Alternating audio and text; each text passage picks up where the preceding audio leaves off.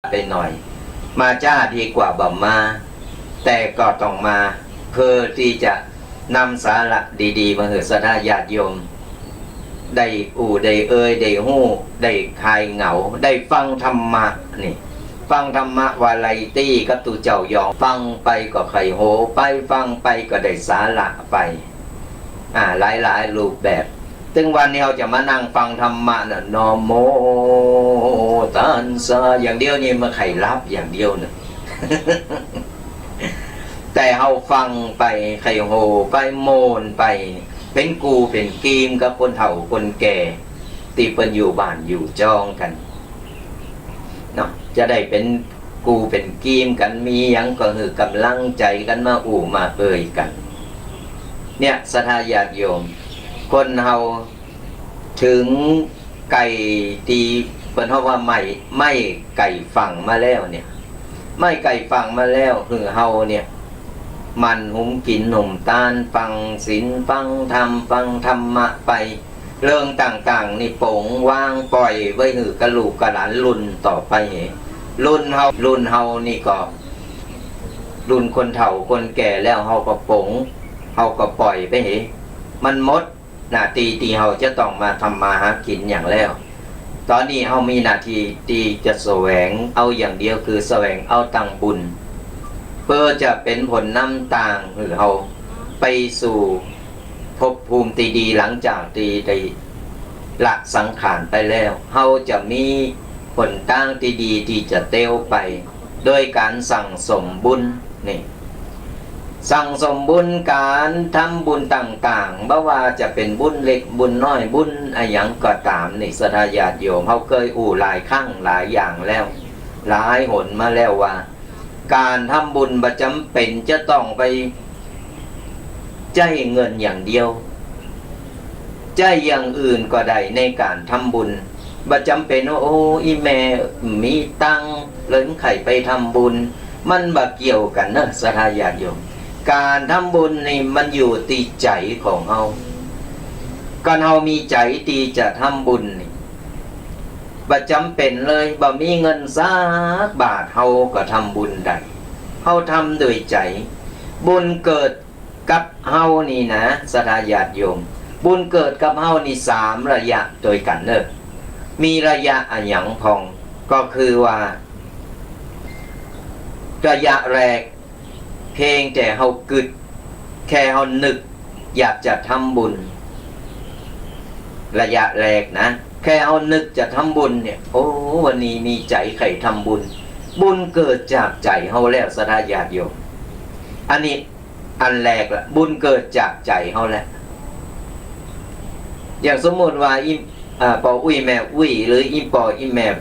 ใครทำบุญใส่บาตรนอนตื่นขึ้นมาวันนี้กึดไข่ใส่บาตรตูเจ้านี่บุญเกิดและ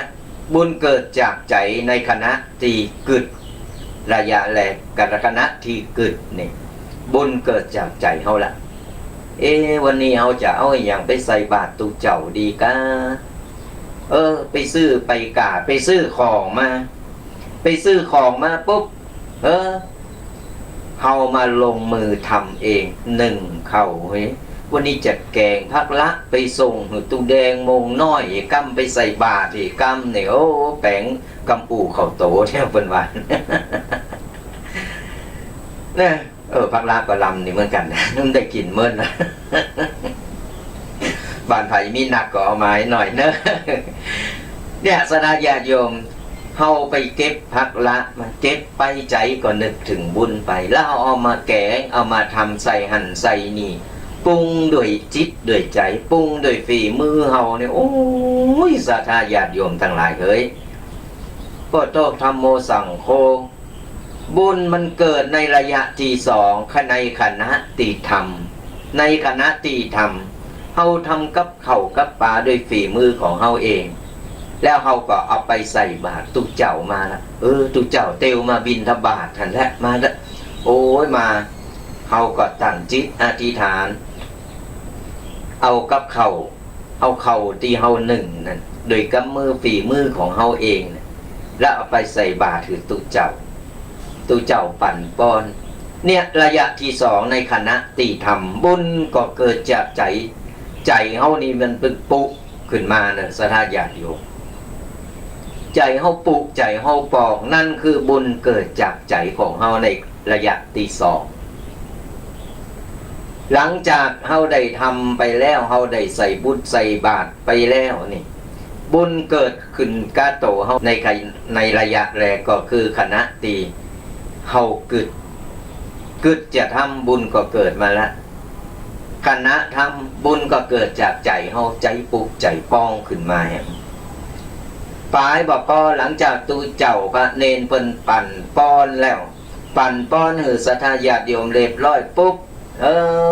หยาดน้ำเรียบร้อยปุ๊บปิกไปบ้านไปนั่งยิ้มน้อยยิ้มใหญ่โอ้ยวันนี้ปื้มเนอะได้ทำกับข้าวใส่บาตรให้ตูเจ้าพระเนนเปิ้นได้เอาไปฉันกันโปรดโทธโมสังโฆบุญเกิดระลึกนึกถึงในระยะตีสามนี่3ระยะด้วยกันนี่เปิ้นถึงบอกว่าสัตยาติโยมทั้งหลายหลังจากที่เราทำบุญไปแล้วคือเราระลึกนึกถึงบุญตลอดเวลาบุญก็จะเกิดจากใจเฮาก็จะจุ่มจะบานใจเฮาจะจืนเพราะว่าเฮาอยู่ที่ไหนเฮาก็ปลื้มเฮาก็อิ่มอกอิ่มใจเหมือนสัทธาญาติโยมไปหอมเป็นสร้างวัดสร้างศาลาสร้างพระเจ้าหรือสร้างอะหยังกัดต่างๆในบ้านในจองของเฮาเนี่ยสังเกตพอเถอะก่อนเฮาได้ทำบุญได้หอมบุญก็ไปก็เปิ้นไปเนี่ยอย่างสร้างงานศาลาสร้างศาลาหรือสัทธาญาติโยมพอศาลาสำเร็จเสร็จเรียบร้อยแล้วเนี่ยศาลาสำเร็จเสร็จแล้วปุ๊บเฮาก็โอ้ยเปิ้นมาใจเปิ้นมาไหวเปิ้นมาใจสถานที่ที่เฮาได้มีส่วนลมหันแล้วก็ปื้มหันแล้วก็ดีอกดีใจเนี่ยสัทธาญาติโยมเนี่ยเปิ้นว่าคือเฮาได้ทำบุญอะหยังก็ตามเมื่อเฮาได้ระลึกนึกถึงบุญตลอดเวลาบุญก็จะอยู่ในใจจะเกิดจากใจเฮาแล้วโตเฮานี่ก็จะปลื้มปีติในการได้ระลึกนึกถึงบุญนั้นๆก่อนเฮาจะตายลงไปก่อนเฮาจะตายนี่เพิ่นว่าคนไก่ตายเนี่ยมันจะมีจิตใต้สำนึกนี่สัทธาญาติโยมจิตใต้สำนึกก่อนจะตายนี่นะมันจะระลึกนึกถึงต่างๆนานาตีมันจะแวบเข้ามาเนี่ยมันจะแวบเข้ามาในสมองของเฮาก่อนคนที่จะถอดจิตนี่นะมันจะแวบเข้ามาระลึกนึกถึงภัยทำบาปอะไรอย่างบาปนั่นก็จะแวบเข้ามาในร่างกายในสมองของเฮาหรือว่าวิตามินซีน้ำส้มเฮาได้ทำคุณงามความดีอะไรอย่างไว้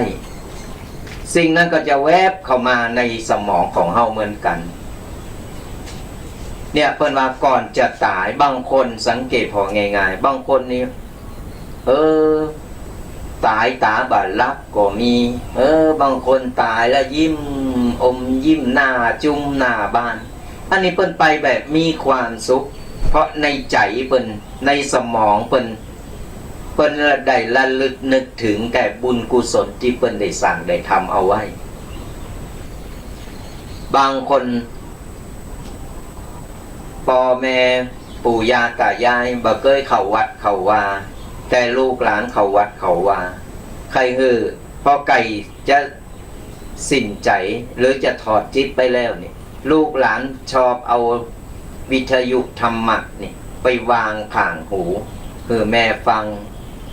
ตูเจ้าเตดฟังตูเจ้ามาเตดทำฟังมาโสดฟังก่อนที่ตีจะสิ้นใจนี่อันนี้ก็ได้ผลเหมือนกันแต่ที่แน่ๆนี่ระหว่างที่เฮามีโอกาสที่จะไปทำบุญที่จะทำอะไรอย่างเฮาทำเลยเฮาไม่ต้องไปรอว่ามีเวลารอแก่หน่อยก็ไปวัดต่างๆนานาเนี่ย เพื่อถึงตอนนั้นมาปุ๊บบัดตันได้เตียวมาเพิ่นหามเข้าวัดเห็นบ่ได้เลยบ่ได้มาฟังสักกรรมไอ้คนหามาเนาะไอ้คนที่เพิ่นมาหอมงานปุ๊บเพิ่นฟังธรรมนี่เฮานอนกึ่งดึงอยู่ในโรงนั่นบ่ได้ฟังก็เปิ้นสักกรรมเปิ้นเคาะโรงอย่าได้ก็บ่ได้ฟังเปิ้นเคาะโรงอีแม่อีปอมากินข้าวเด้อหอมใจลุกมานั่งกินดูนอนกึ่งดึงอยู่ในหันนี้เพราะฉะนั้นแล้วเนี่ยตอนเฮาที่ยังคนอยู่เตียวได้ไปได้มาได้มีเวลาแบ่งเวลาหาเวลามาทำบุญทำกุศลสร้างบุญสร้างกุศลเพื่อโตของเฮาเองบุญกุศลบ่มีไผทำแทนกันได้เนอะศรัทธาญาติโยมก็เหมือนเฮากินข้าวเนี่ยโอ้ยขยะข้าวเนอะแต่มีเวลากินอีหล่าไปกินข้าวแตนอุ้ยกำเนอะแล้วไผเป็นคนอิ่มก็หลานน่ะกะหลานอิ่มในโปรโทขี้ปุ่มป้องอย่างนี้แม่อุ้ยเปาอุ้ยก็นั่งต้องแหงอย่างนี้เนี่ยเปรียบเสมือนการทำบุญเหมือนกันศรัทธาญาติโยมไปใครใดเฮาก็ต้องทำเองบุญกุศลมันแทนกันบ่ได้เนอะแต่เฮาเพื่อแผ่กันได้แต่ว่าแทนกันบ่ได้เพราะฉะนั้นแล้วการทำบุญทำกุศลเฮามีโอกาสคือเฮาได้ฟังไปสร้างไปทำเอาไว้อย่างติวานั่นแหละเวลาตายไปเฮาจะได้มีตีเปิงอย่างใดนะก่อนตายเฮาก็จะได้ระลึกนึกถึงว่าอีแม่ได้ไปสร้างพระประธานไว้หันองค์หนึ่งเนอะโอ้ยนึกถึงบุญวันนั้นโอ้ยปื้มโมนอกโมนใจเกิดไปเกิดมาพอสิ่งใจนี่แข็งปากยิ้มหน้าจืนตาจืนหน้าจุ่มตาจุ่มเนี่ยเปิ้นว่าบุญกุศลมันจะส่งผลให้เฮาและนำทางเฮาไปในทางที่สุขติก่อนที่จะลาละโลกไปบางคนทำบาปทำกรรมไว้หนักไก่จะตายนึกถึงเดียวกับระแวงว่าอันนั้นอันนี้จะมาบาปกรรมต่างๆนานาเพิ่นมาโทงชีวิตเอาตอนนั้นแหละมาโทงเอาชีวิตตอนนั้นแหละศรัทธาญาติโยมทั้งหลายเพื่อนอนตายตาบาลักษกรรมล่าตำล่าคนบาปหนักบาปหนาเอามือลูกหลานเอามือไปปิดตายังมึนออกมาเพื่อลือก็มีเนี่ยเพราะอะไรอย่างเพราะจิตบัดตกใจบัดตกตายไปก็ยังภาวะพะวงยังมีโหงหันโหงนี่ต่างๆนานาตรงกันข้ามกับคนมีบุญเวลาเปิ้นทำบุญเปิ้นอย่างเปิ้นก่อนตายเปิ้นระลึกนึกถึงความตายตลอดเวลาเพราะมันมีไผที่หนีพ้นที่จะหนีพ้นความตายไปได้เพราะฉะนั้นแล้วเนี่ยระหว่างที่เราเป็นยังคนอยู่ยังมีชีวิตยังมีโอกาสอยู่เราหมั่นทำบุญทำกุศลไว้หนักๆบุญเล็กบุญน้อยบุญอะไรยังเราก็ทำไปเถอะประจำเป็นที่จะต้องแม่มีตังเนอะอีแม่โกรธเอาไปแล้วมีตั้งใจมีตั้งใจก็จะไปกึดอย่างอันการทำบุญตึงว่าแล้วว่ามันอยู่ที่ใจของเฮาเองมันอยู่ที่ใจของเฮาอยู่ที่คณะที่เฮากำลังกึดจะทำบุญอันนี้บุญเกิดจากใจของเฮาแล้วหลังจากเฮาทำคณะที่ทำและหลังจากที่เฮาทำไปแล้วนั่นน่ะได้บุญเต็มนี่ศรัทธาญาติโยมทั้งหลายเอาละศรัทธาญาติโยมทั้งหลายตอนนี้ตุปีเคเปิ้นก็เสร็จกิจแล้วก็มาเป็นตีเรียบร้อยแล้วเดี๋ยวเขาจะขยับขยายเป็นตีเป็นตั้งนั่งกันเนาะแล้วก็กระเดียวมามาวันนี้ตุปีเคเปิ้นจะเอาอย่างมากันเขาก็มาฟังมามาสดับหับฟังกัน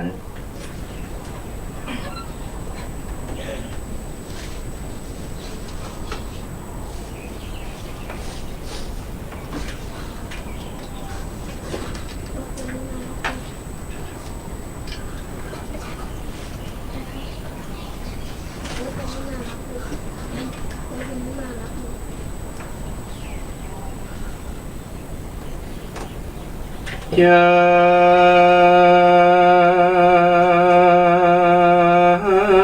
นหริพลใจมหาธาตุเจ้าเจน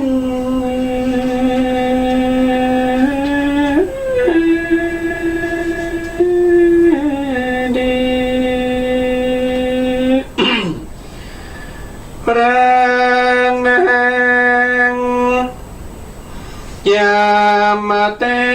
วิ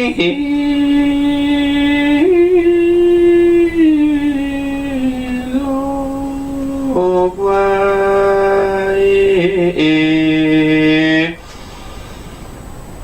พระรอดโหมภายรังสี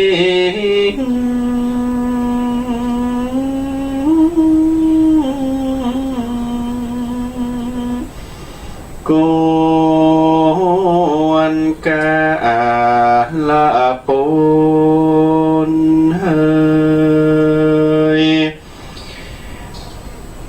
ปารมีครูบาเจ้าสีวิจาร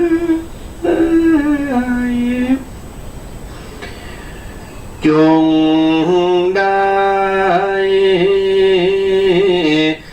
หักษา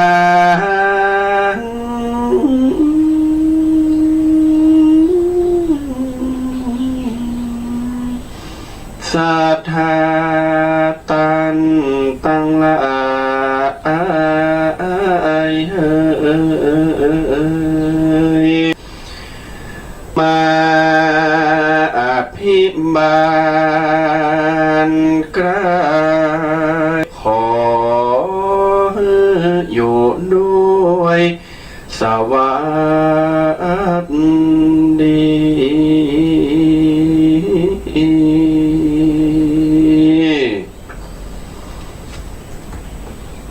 ขอถวายความเคารพ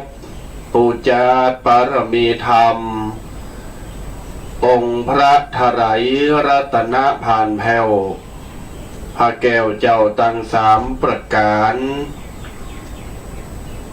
ขอกราบไหว้สาพระสัทธรรมคำสอนแห่งองค์สมเด็จพระชินวรบรมศาสดาสัมมาสัมพุทธเจ้าถวายความเคารพพระมหาเถระพระสังฆครูบาอาจารย์ภิกขุตนเณรทุกรูปด้วยความเคารพยิ่งขอบุญจุงหักษาเจริญปอนบรรดาญาติโยมศรัทธาตันสาธุชนทุกคนทุกท่านอันเป็นท่านเศรษ ท่านเศรษฐีผู้ใจบุญนายทุนผู้ใจดีศรัทธาผู้มีบารมีทุกคนทุกท่านเจ้าวันนี้มาช้าดีกว่าไม่มา มาช้าดีกว่าไม่มาเน้อญาติโยมเน้อที่จริงเฮาแต่งพอตุบีแดงเปิ้นได้ถ้ามีเฮาเปิ้นจะเมาไปหมดละอีเนาะเฮาก็ว่าแต่งมาควายให้หน่อยหรอ ตัวแดงว่าอย่าหาทำอีนี่ญาติโยมในเหตุว่าพี่น้องศรัทธาเปิ้นมาตานขันเข่ากระนางปันปอน6-7 ทันวันเกิดพองครบรอบหันครบรอบนี่ล่าสุดก็เจ้าศรัทธาสุดท้ายก็ครบรอบวันแต่งงาน6 ปีก็2 กูได้มาตานเป็นคนอำเภอเมืองละปูน แหมกูหนึ่งก็อยู่จอมตองก็ปั่นปอนเสร็จซับเรียบร้อยกินเข่าเอาน้ำชั้นน้ำกับเข่าเรียบร้อยก็รถสแตนบายมารับก็มาจัดรายการพอดีอยู่ดังนั้นญาติโยมพ่อแม่ศรัทธาท่านใดที่ฟังอยู่แล้วกึดเติงหาตึงสองตุนตุเคตุแดงเช้าวันนี้ก็ปากันมาพบปะกับบรรดาพ่อยกแม่ยกปอออกแม่ออกสถานาบุญกุคุณกุธรรมนะเน้อญาติโยมเน้อบรรดาญาติโยมศรัทธาท่านสาธุชนท่านทั้งหลายในตัดเจ้าที่ผ่านมาตุปีแดงประกอบอู่เริงเกี่ยวกับบุญกินบุญธรรมบุญกินบุญทานต่าง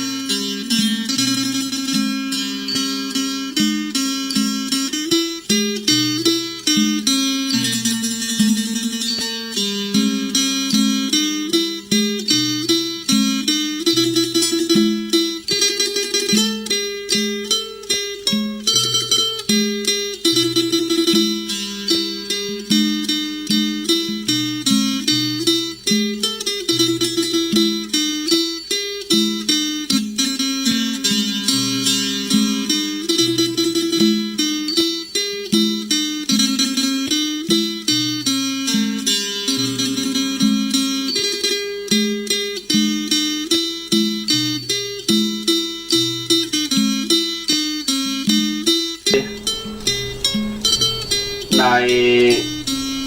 ตัดเจ้าที่ผ่านมาตุปีแดงประกอบอู่เริงเกี่ยวกับบุญกินบุญธรรมบุญกินบุญทานต่างๆการใช้ชีวิต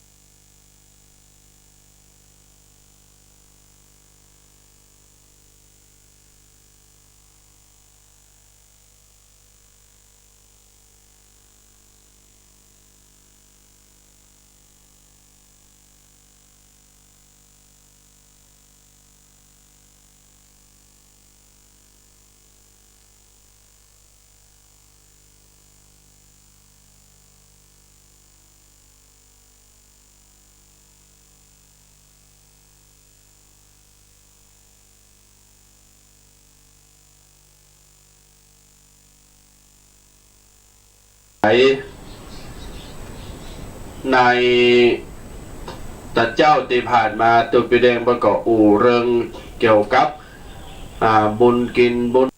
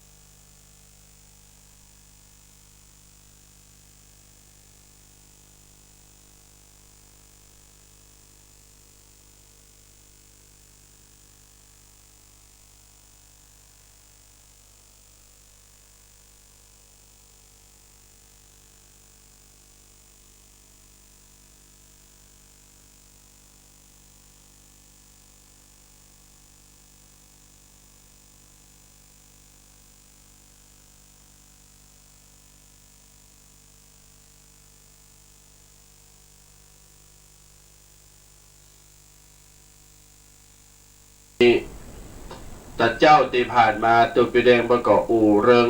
เกี่ยวกับบุญกินบุญธรรมบุญกินบุญตาลต่างๆการใจชีวิต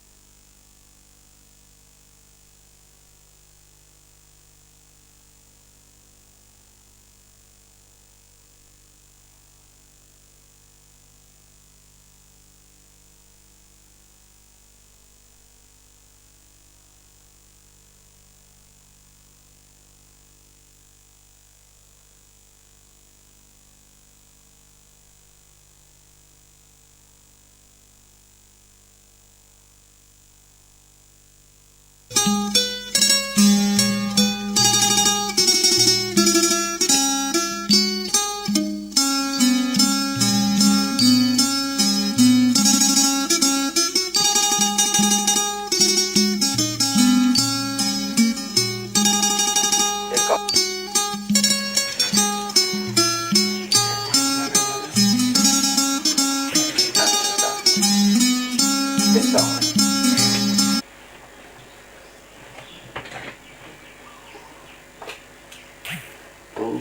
ไล่สดถึง2ไม่ได้สอนกันไม่ได้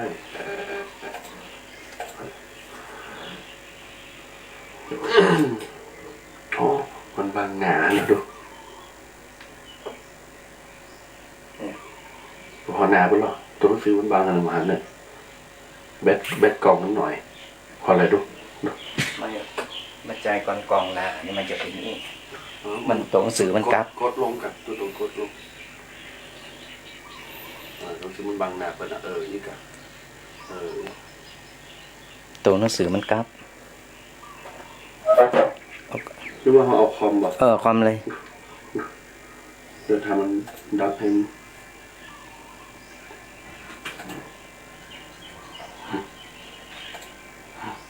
ปิดก่อน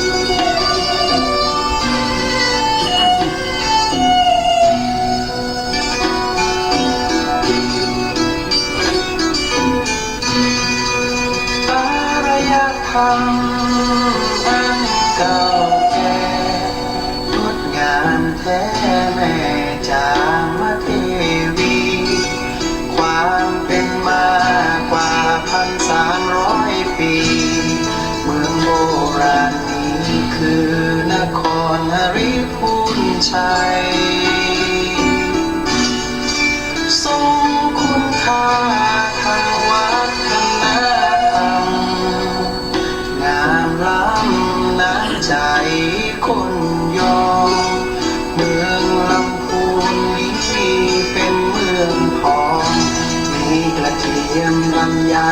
เป็นหัวใจของเราองค์เจดีย์ระลึกภูมิชัยยิ่งใหญ่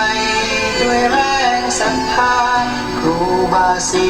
วิชัยบารมีแรงกล้าประทอนลำพูน กราบสุมาอภัยครูบาอาจารย์ ขออภัยบรรดาญาติโยมศรัทธาพวนผู้ฟังต่างหลายโดยเหตุว่าสัญญาณWi-Fi ของห้องส่งติวัดมงหน่อยมีปัญหาก็เลยตัดพลึบไปเลยดังนั้นแล้วก็จะคัดจังหวะญาติโยมแล้วก็งงงวยกันว่าก็ยังเฝ้าปิดเฝ้าตัดโดยเหตุว่าสัญญาณขัดข้องขอสุมาอภัยอาจารย์นำเราครูสมุตัวนะครับเนอะ ก็มาต่อกันในภาคที่สองญาติโยมแต่เจ้าอู่ถึงไหนก็หู้เริ่มเดี๋ยวนี้ ต่างก้าวเอาให้ใหม่เนอะ ญาติโยมศรัทธาตันสาธุชนทุกคนทุกท่านมนุษย์คนเฮาตึงมือตึงวันสืบมือสืบวันเกิดมานี่ก็เท่าแก่ไปแต่หน่อยเนอะมันจะว่าจะหนุ่มไปนะเท่าลงจะว่าเท่าขึ้นใจก็ว่าเท่าลงแก่ลงคำว่าแก่นี่เท่านี่ตะคืนนั้นหลวงปู่ดำรงคุณวิเศษปัญญากรรองเจ้าคณะจังหวัดลำพูนเจ้าวาดวัดบ้านตองก็ได้ไปเตะธรรมในงานออกเมนพระราชทานเพลิงศพหลวงปู่ดำรงคุณวรปัญญานุยศหรือว่าตุลุงปัญญาอดีตเจ้าหน้าตำบลเมืองจีเขต2วัดเมืองจีหลวงหลวงปู่ได้ชี้แจงแสดงธรรมในหัวข้อว่ามนุษย์คนเฮาเนี่ยเกิดมาแล้วมีความแก่ไปตั้งแต่วินาทีแรกแต่มาจับใจความในก็เนื้อหาสาระสุดยอดเลยก็เกิดว่าวันเนี้ยจะเอามาอู่กับญาติโยมพี่น้องศรัทธาคือฟังกันเพราะว่าชีวิตของเฮานี่มันเหลือหน่อยปิติญาติโยมตอนบอกว่าเฮานี่แก่มาเท่ามาเกิดตะมออยู่ในต้องอีเมลแล้วนะบางคนถามว่าตุนี่ก็อย่าว่าไปเลยจ้านสต็อปดักปากตุจะไปว่าไปเลยใจเท่าตั้งแต่อยู่ในต้องอีเมลเฮาแล้วนะเท่าอย่างใดก็พี่น้องศรัทธาเมื่อเฮาปิ้นโตอ่อนมาเนี่ยมือหูมีตามีมือนับวันนับเวลานับเดินนับปีไอ้คำว่านับวันนับเวลานับปีที่เฮาจะพดจดออกมาเนี่ยออกจากต้องขีปุ๋มเมมาเนี่ยเฮาก็เท่าไปในโตแล้วนะจะมาหนุ่มไปกับไปปิ้นอย่างกล่อมใจบักกองพดออกมาจากขีปุ๋มต้องมานอิเมแล้วอุเงน้ำใจเสียงไห้น้ำใจว่าไห้เพิ่นบอกว่าปิ้นเสียง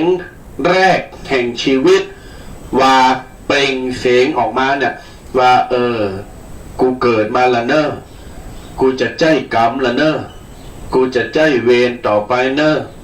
กูจะปิ้นภาระละเนอะกูจะมอยต่างหน้าละเนอะจะอันจะจะอันต่างๆนานาเมื่อญาติโยมศรัทธาต่างหลายอยู่ในต้องก็เท่าละแก่มาละแม่นออกมาก็เท่ามาเห็มแล้วเท่าอยู่จะได้ญาติโยมก็ปิ้นทารกกันน้อยเนี่ยอมปอป่อนเขาป่อนนมเนี่ยนมแม่นมผงนมแม่เนี่ยนับวันไปใหญ่ไปหูเริ่มได้ยินชัดขึ้นตาจับภาพจับแสงเห็นอะไรได้ชัดขึ้นปากให้ต้วงได้หนักขึ้น นับวันวันนี้เดือนนี้ปีนี้ก็เท่าไปแก่ไปในโตนะโดยที่เฮาหู้โดยที่เราไม่รู้ตัวญาติโยมเฮาหู้โตว่าเฮาเท่าเติบใหญ่นากาบ้านมาฮัดเตวเตาะแตะมาละฮัดเตวเตาะแตะอันนี้ก็เท่ามาแฮมแล้วแก่มาแฮมแล้วอ๋อหลายน่ะจังนำเลอถามแม่เฮ้ยเมืองนี่กี่โขบแล้วอ๋อให้ได้ปีปลายนี่เท่ามาปีปลายแล้วนะมึงกองตัวน้อยมานี่เท่ามาปีปลายแล้วญาติโยมท่านเท่ามาปีปลายแล้วนะแจ้ว่าอ๋อบูมันจะปีกไปอยู่ในจ้องเห็นแล้วเนี่ยมันใจมีภายจะอ้างเกิดพอดีๆนะกรรมวานี่เกิดพอดีๆมามีแท้นะญาติโยมสำคนมองข้ามเรื่องสัจธรรมความจริงหับความจริงเมื่อใดอ๋อทุกปีจะไปว่าจ้านมันเหมาะสมโหก็พระพุทธศาสนาบนสอนอยู่ในโลกแห่งความเป็นจริงเราต้องยอมรับการเวียนว่ายตายเกิดยอมรับว่าเราอยู่อย่างไรอยู่แบบไหนประสบอะไรอย่างบากองเตียวไปเตียวมาเตาะแตะแหมสัก2 3 4 5 ปีกินข้าวได้แล้วกินโกยกินน้ำหั่นน้ำนี่ได้กำแรกปูได้อีปออีเมพ่อแม่ป้ามาโอ้ได้แล้วเตียวคนเดียวได้แล้วใหญ่มาแฮมหน่อยขึ้นจันอนุบาลแล้วอ๋อบลาผมเป็นโรคแม่นั้นแม่นี้ครับเท่าแฮมแล้วแน่แกมาแฮมแล้วนะฮะญาติโยมจะให้มาดีนะมนุษย์เท่านี้นะสุมาอภัยแต่ว่าบางคนปนส่งชีวิตมาให้แก่เพียงแค่นั้นบางคนก็ตายตอนหมดได้2 เดือน3 เดือน2 ขบ3 ขบ2 ปี3 ปีเต้นใหญ่เต้นเท่าก็ตายอันนี้เป็นเรื่องของกรรมของเวรทำไปว่าเปิ่นไม่ก้าวไก่ใหญ่มาขึ้นจันประถมบลาเมืองสุพิลูไผ่น่ะนี่น่าฮักน่ะจังงำเลอจือว่าใดจะอายุเจ้าใดจะอันจะอีอ๋อเป็นลูกนั้นลูกนี้เท่าไม่ให้แล้วขึ้นจันประถมปุ๊บเห็นมัธยมเป็นวัยรุ่นหนุ่มสาวพราวเสน่ห์และจ้าญาติโยมเป็นวัยรุ่นหนุ่มสาวพราวเสน่ห์แฮมแล้วเนี่ยญาติโยมเอ้ยก็เท่าไม่แฮมแล้วนะอย่าจะมาพามเนี่ยวัยสรุ่นอยู่แฮมปีเดียวเจ้าเข้าสู่วัยเลข3ละปีหน้ากับเลข3แล้ว30ยังแจ๋วเน้อญาติโยมเน้อเลข3กับเลข4ตัวเก่าจะไปว่าตัวเก่าพอตัวเก่าก่อน เลข6เลยนะตัวเก่าเนี่ยว่าใจอย่างอ่ะพอเวลาเป็นว่าคนแก่นี่เพิ่นหันมาทางนี้อยู่ยังเคืองกับติดแล้วเนี่ยญาติโยมพี่น้องศรัทธาบักกองเห็นจบปุ๊บ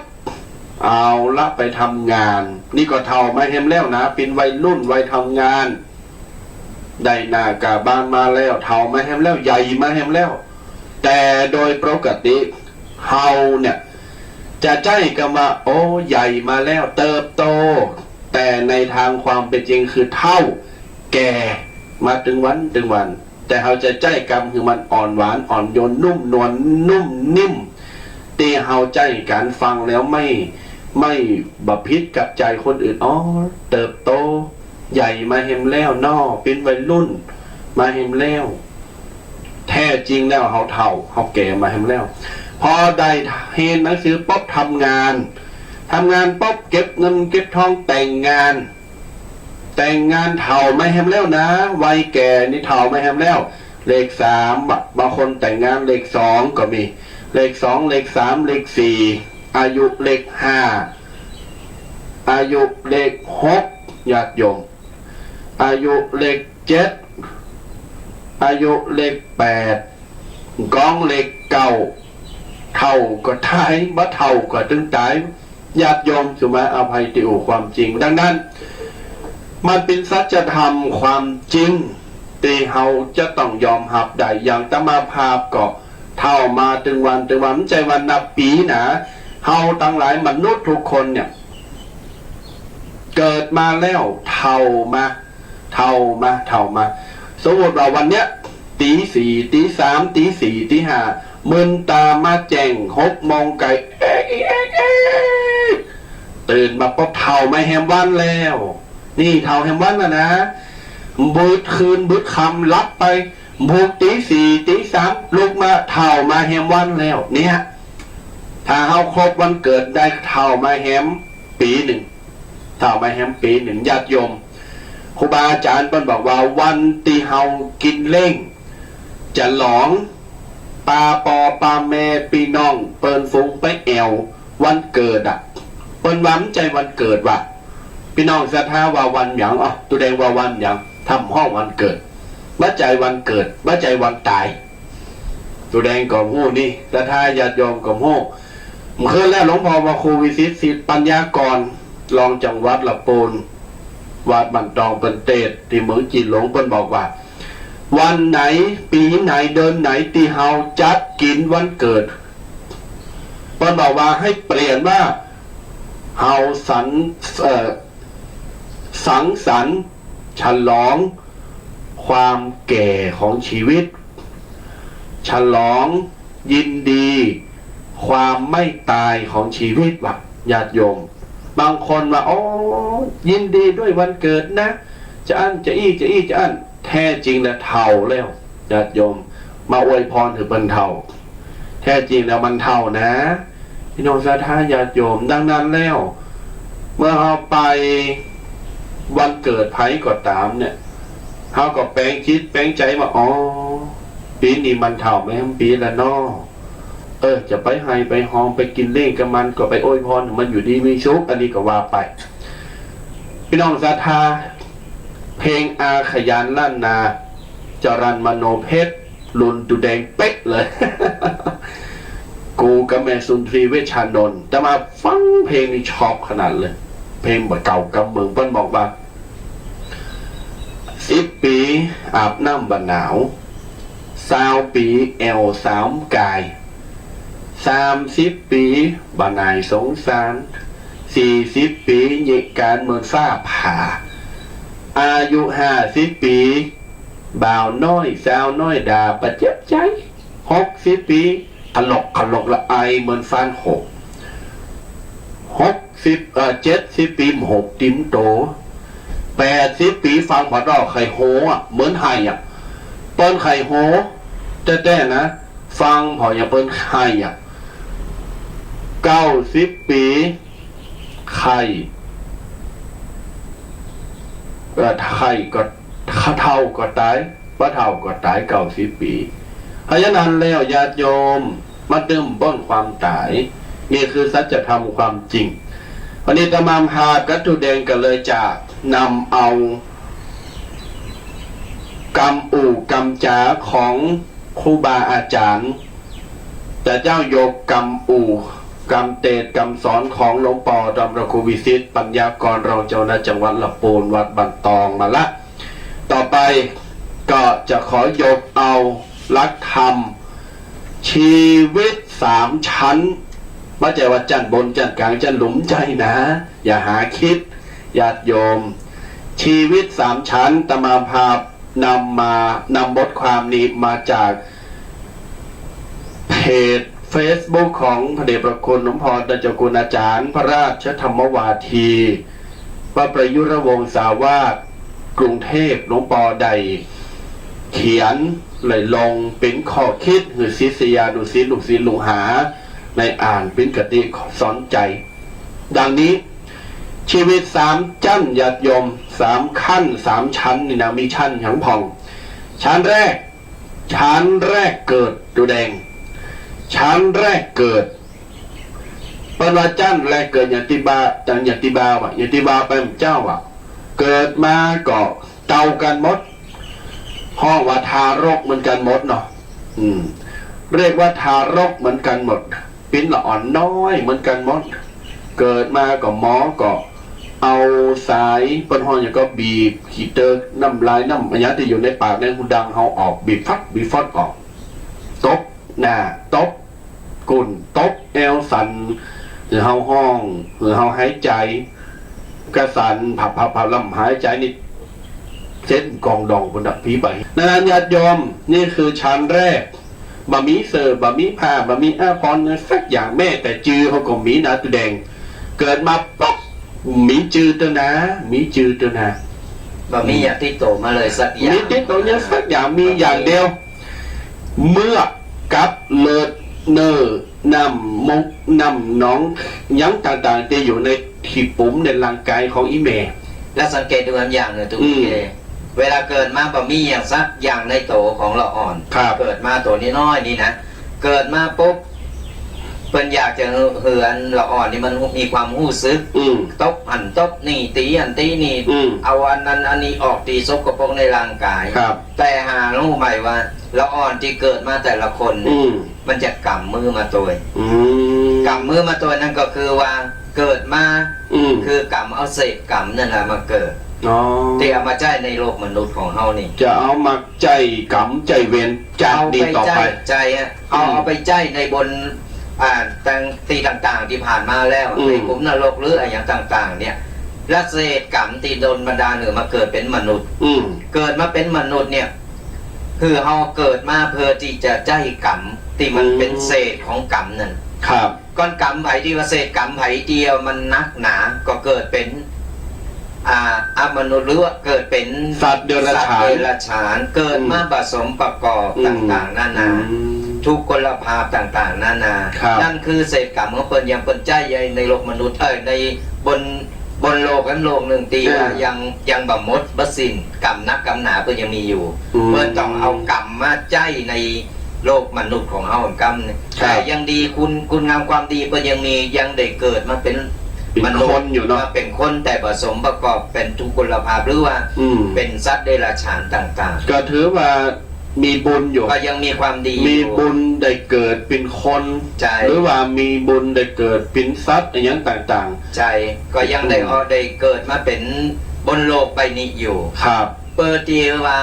เปิ้นมาชำระกรรมที่เปิ้นกรรมออกมาทีละอ่อนกรรมออกมาแต่ละคนเนี่ยบอกว่าใครเกิดมาแล้วแบมือมาหรือเอาเงินเอาทองติดโตมาที่ไหนคือกรรมนี่คือกรรมโบราณเปิ้นว่าเปิ้นกรรมเอากรรมเนี่ยมากรรมมาโตยแล้วที่นี่กรรมนี่มันมีสองอย่างกรรมดีกรรมโชว์ครับก่อนไผ่มีกรรมดีเกิดมาก่อนในตระกูลที่ดีในสภาพแวดล้อมที่ดีสิ่งที่ดีๆครับเปิ้นห้องว่ากรรมเอาอันเนี้ยเปิ้นเอากรรมดีมาโตยกรรมมาบนตีสุขสบายกูสิ่งกูอย่างได้เป็นลูกเจ้าลูกนายบางคนก็กรรมมาเหมือนกันเกิดมากรรมแต่ว่ากรรมเอาตีบดีไปตกในทีธุระกันด้านในสิ่งที่บดีนั่นคือกรรมเก่ามันมีนักอยู่เนี่ยกรรมสองอย่างเนี่ยคือกรรมมันแบ่งเป็นสองประเภทกรรมดีกรรมโชว์ครับอยู่ที่ว่าเราจะกรรมเอากรรมได้มาจากที่แล้วเราได้ทำกรรมอย่างไรเศษกรรมนั่นแหละเกิดคือเรามาเกิดแล้วก็มาใจกรรมไอเศษกรรมตรงนั้นเราได้เยอะจะได้ทำอย่างไรเพราะฉะนั้นแล้วบางทีเกิดคนละตีละต่างเกิดมาปุ๊บบักเกยหันหน้าบักเกยปะกันเลยหันหน้าคนนี้มันเป็นอย่างได้บัตรถูกจัตตาเลยทั้งที่บักเกยหูจักเลยอันนี้เป็นกูกรรมกูเวรกันมาก่อนแล้วก็เลยต่างคนต่างมาเกิดกันมาปะกันมันถึงได้มาลาวีกันอยู่ตลอดเวลาครับอย่างนอกกับกูกรรมกูเวรอย่างในหนัง อย่างที่ตุแดงก็ดีเฮาก็ดีญาติโยมก็ตามได้พอได้ก้อยในช่องตะก้อนช่อง7ขวานฟ้าหน้าดำละอ่อนเกิดมากหน้าดำไปกึ่งผากมีขวานออกมาโดยบักธโมสังโคอี้ก็บินมีว่าอันนี้คือในหนังในละครแต่ชีวิตจริงหามีไม่ญาติโยมจะกรรมกับบุญบาปกรรมกับเศษกรรมเศษเวรมาอันนี้ชั้นแรกเกิดชั้นที่1ญาติโยมต่อไปชั้นที่2ชั้นเริ่มสมมุติ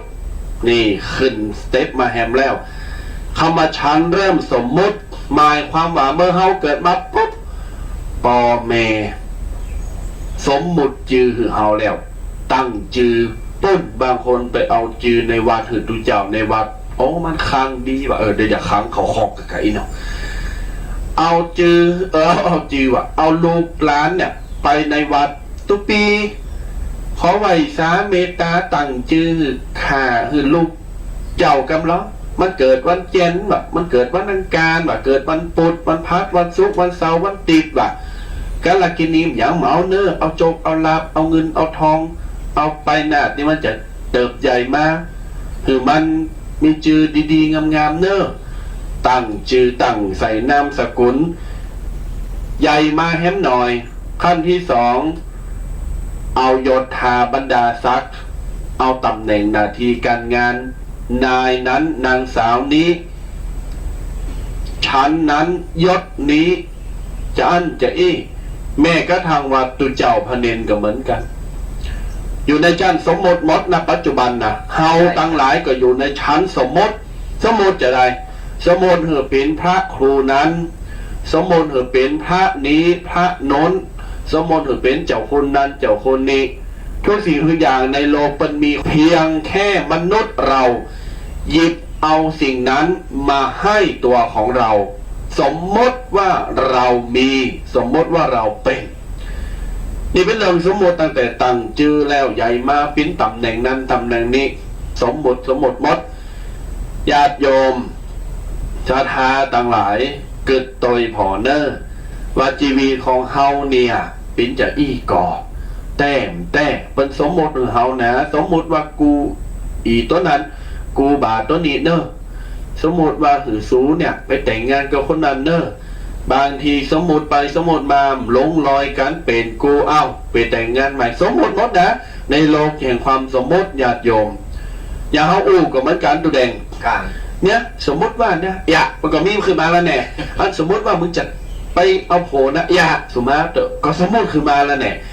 บางอย่างเฮาอู้เรื่องอนาคตเนี่ยแหมน้อยนะกูจะแต่งงานกับนันแหมหน่อยมันก็เป็นเรื่องสมมติมาแล้วเนี่ยแหมน้อยนะกูจะเป็นเจ้าอาวาสก็แหมน้อยก็เป็นเรื่องสมมติมาแล้วแหมน้อยนะกูจะเอาเงินเอาทองมาแปลงบ้านเป็นหลังใหญ่ๆ3 ชั้น 4 ชั้นแหมน้อยมันเป็นเรื่องอนาคตนี่คือเรื่องสมมตินี่ญาติโยมพระเจ้าพระพุทธองค์บอกว่าให้มนุษย์เรา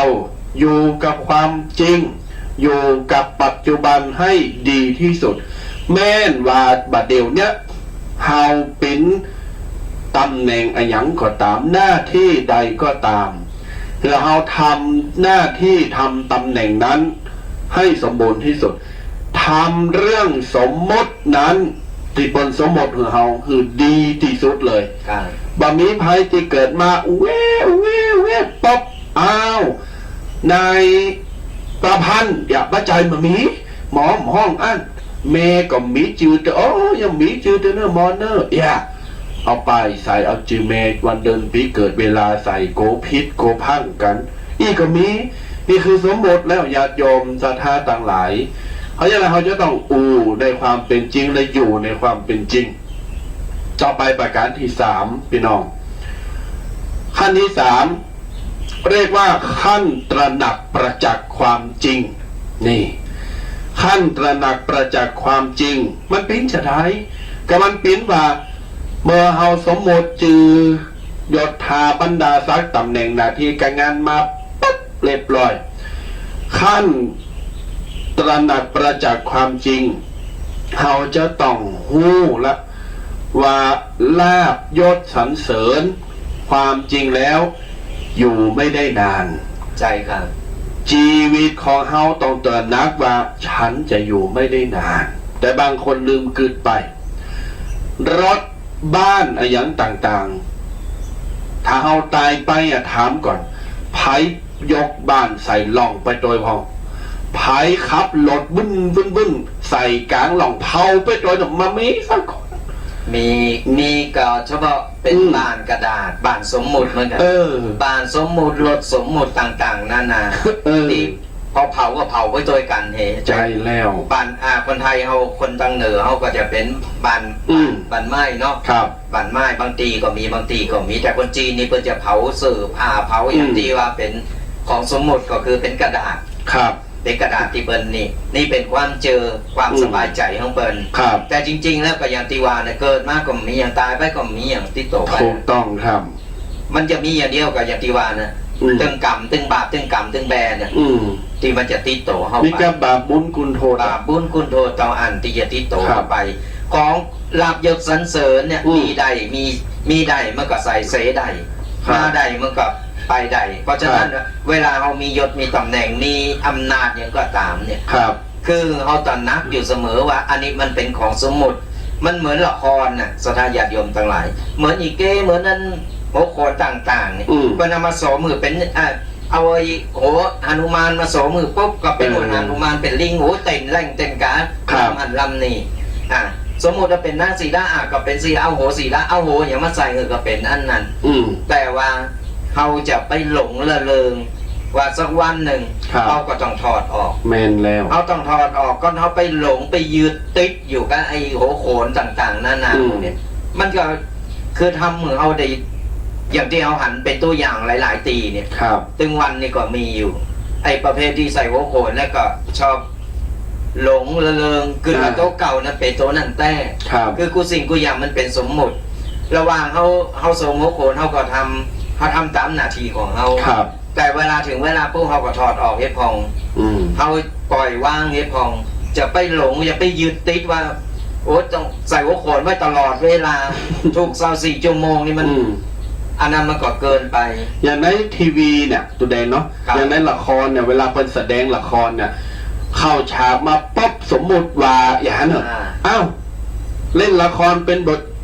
อีแย้มนะตัวนี้เป็นอีจ๋าตัวนี้เป็นนางเอกเป็นอีแย้มนะเป็นคนใช้นะเป็นพระเอกเป็นหันเป็นนี่เนี่ยเป็นคู่พระนางนะ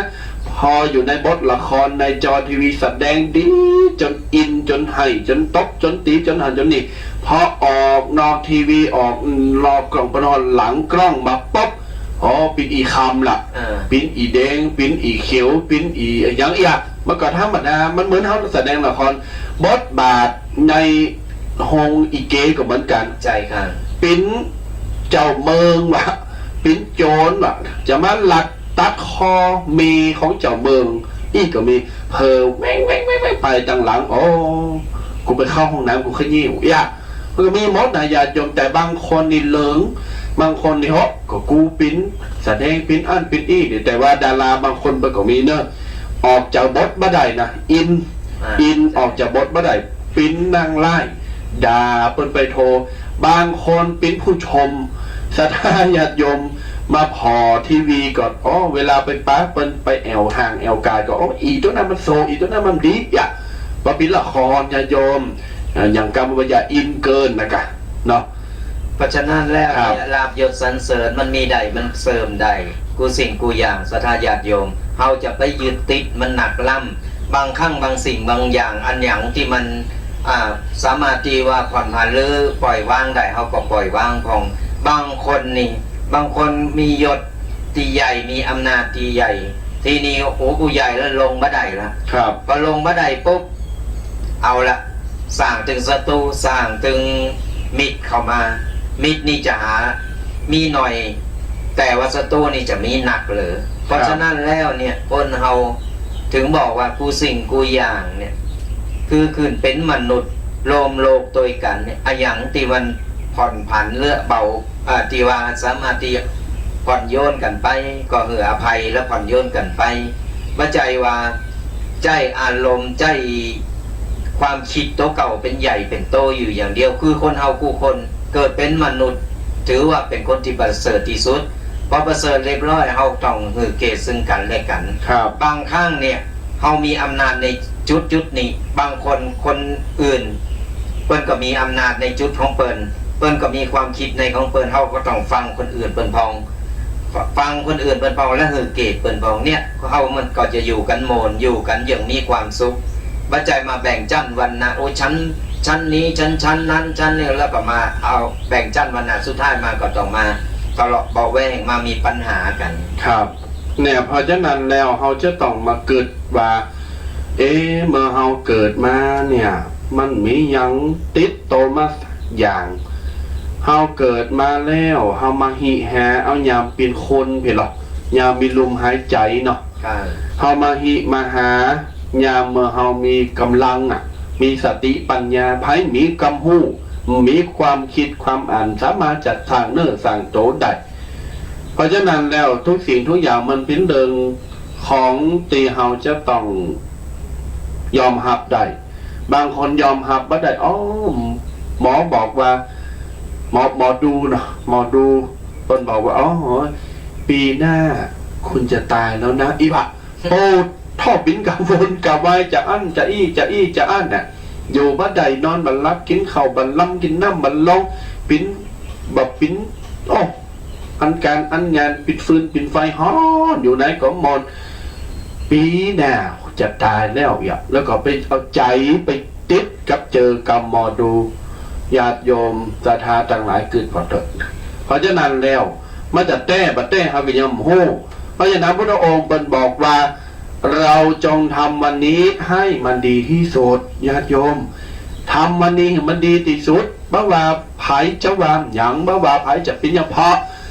เฮาบอกฮู้ว่าเฮาจะตายวันนี้วันพรุ่งสมมติว่าสมมตินะหมอดูบ่ว่าปีหน้าวันเฮาขับรถไปจนตายอ่องเส้นกองดองกลางถนนเนี่ยถึงพินาศกรรมเน่หมอดูสิจูนี้อันน่ะเนี่ยญาติโยมมันปิ้นไปได้หมดเพราะฉะนั้นแล้วอย่าประมาทในชีวิตเฮาเกิดมาจะต้องระลึกเกิดถึงว่าโอ้เนี่ยตุแดงวามเจ้าเนี่ยโอ้ปิ้นละอ่อนน้อยเบบอทารกเนี่ยโอ้กำหันกำหนีมามียังสักอย่างมีกามือกำบดายมาใหญ่มากำเงินกำทองกำโผกำมีกำลูกเต่าเหล่าหลานกำกูสิ่งกูยังกำยศถาบรรดาศักดิ์กูไปแบบพอกำแถวบ้านใจอันนี้ก็บ้านกูอันนี้ก็วัดกูของกูถึงอันนี้ก็กุฏิกูแปงอันนี้ก็โผกูเมกูบริษัทกูกำเอาหมดบอกกองตายไปลูกน้องสมน้ำหนาหือตายแล้วบโอ้เผาตัวเหรอมีเหรอลูกน้องแก้วมาลุนเอาไปหมดแต่ญาติโยมเนี่ยคนตั้งหลังก็สบายดีแล้วที่หาไว้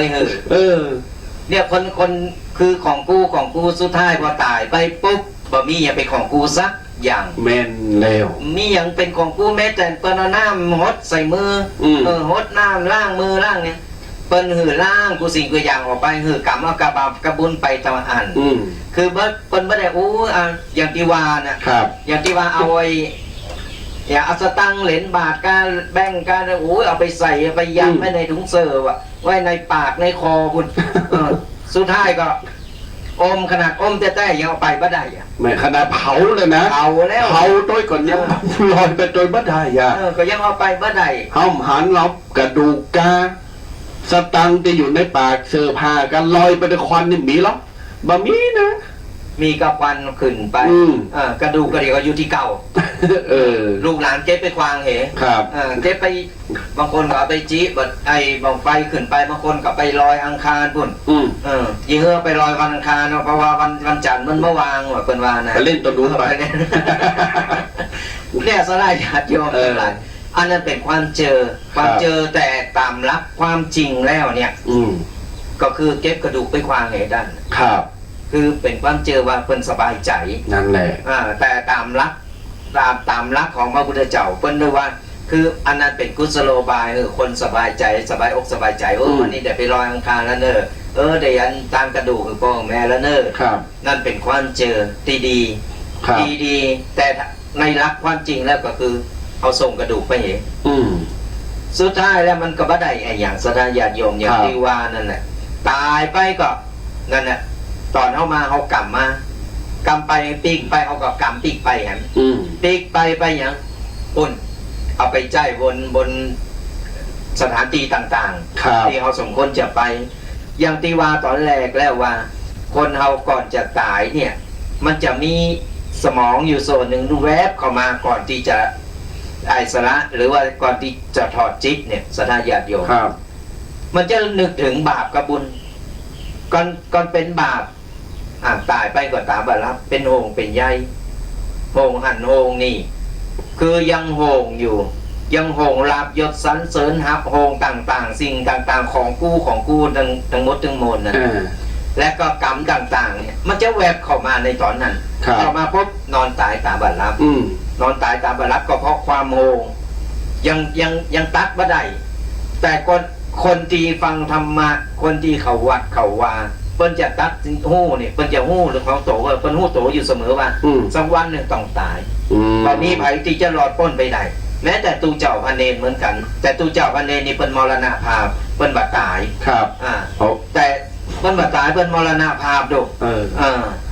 แต่สราญาติโยมนี่สราญาติโยมนี่ตายเพราะกูคนตายไปปุ๊บก่อนจะตายคนที่เปิ้นเข้าวัดเข้าวาเปิ้นจะมีธรรมะอยู่ในใจครับเปิ้นจะนึกถึงบุ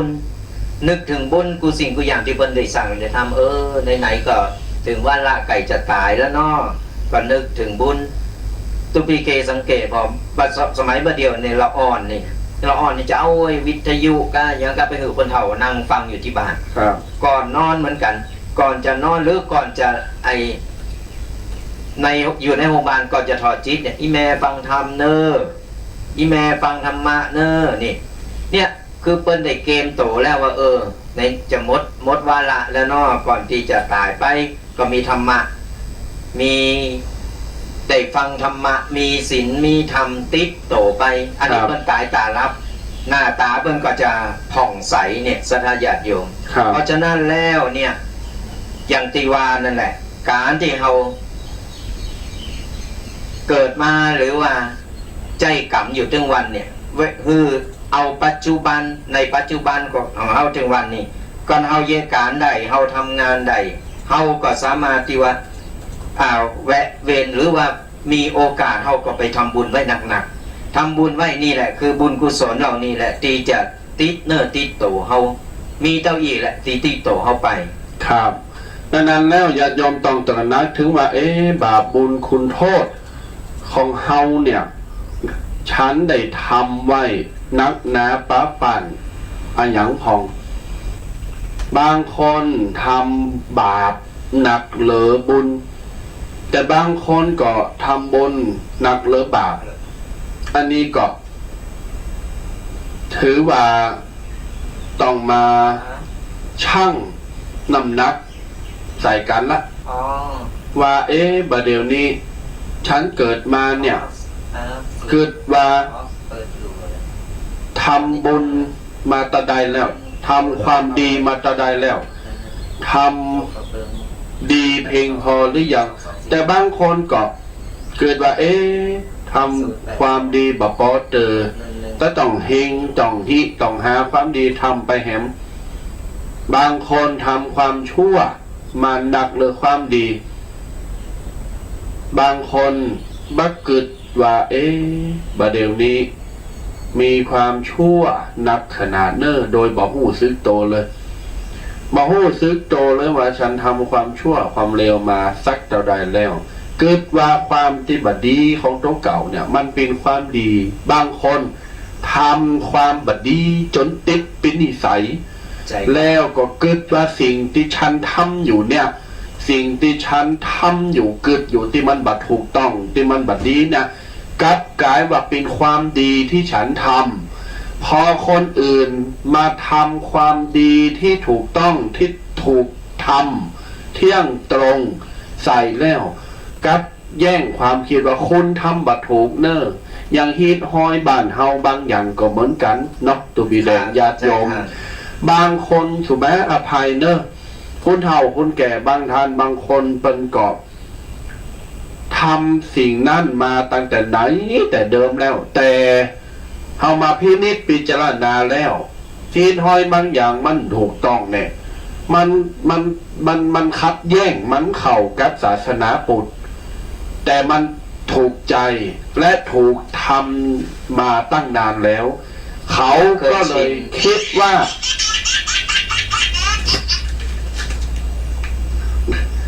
เขาก็เลยคิดว่ามันถูกต้องแล้วทางด้านนี้มันไม่ถูกพอละอ่อนหรือว่าคนที่มันมีความรู้เนี่ยมาทำสิ่งที่ถูกต้องจริงๆนะถูกทำถูกต้องจริง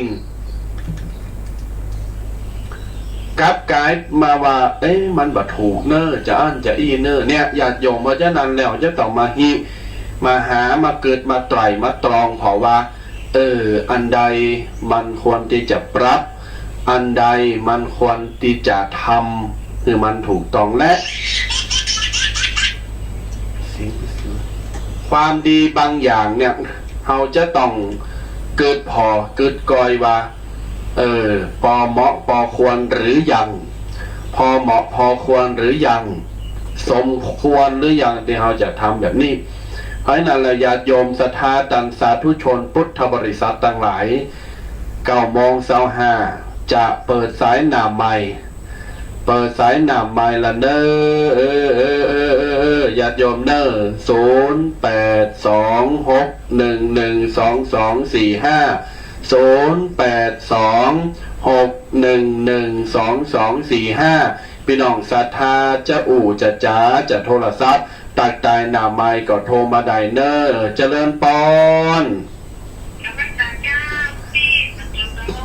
สาธุโยมแม่สายทองแม่นกว่านี่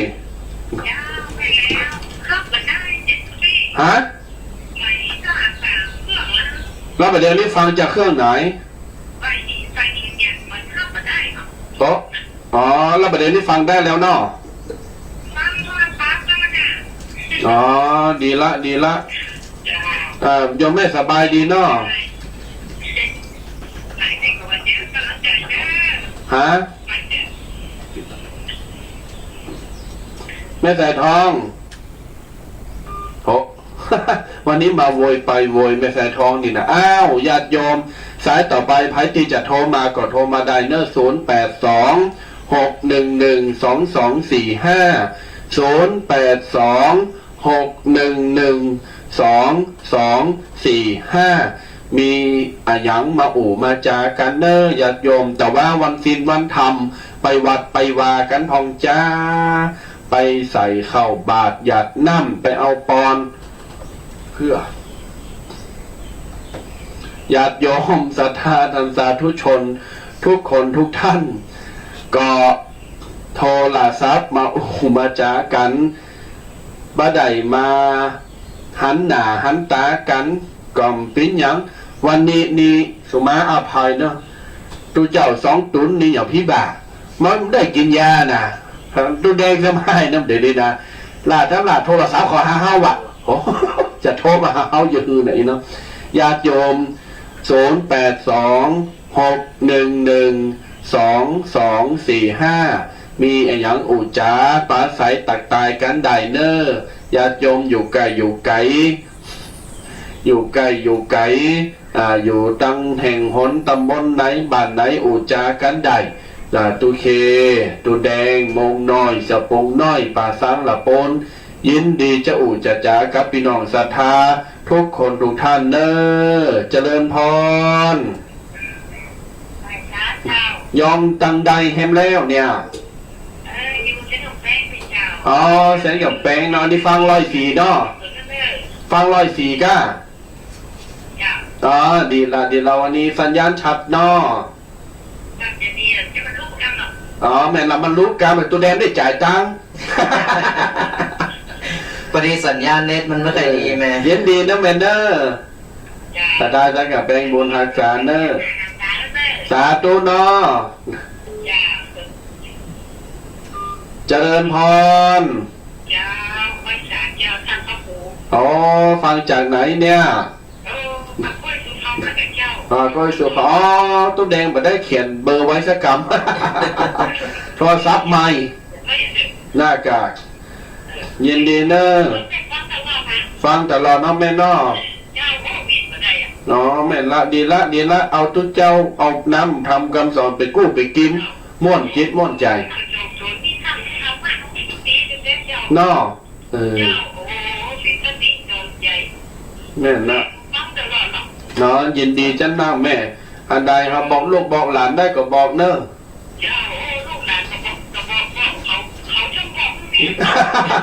กลับกลายเป็นว่าลูกหลานมาสอนคนเฒ่าเห็นล่ะอ๋อเป็นยังดีละอยู่ฟังโทรศัพท์กันนี่อ๋อแม่ก็ตันสมัยไฮโซเหมือนกันแต่วัยสรุ่นนี่แต่ดีละอโมทนาหน้ากาก ตาโบราณเป็นอย่างอันนั้นกะไปตามยุคตามสมัย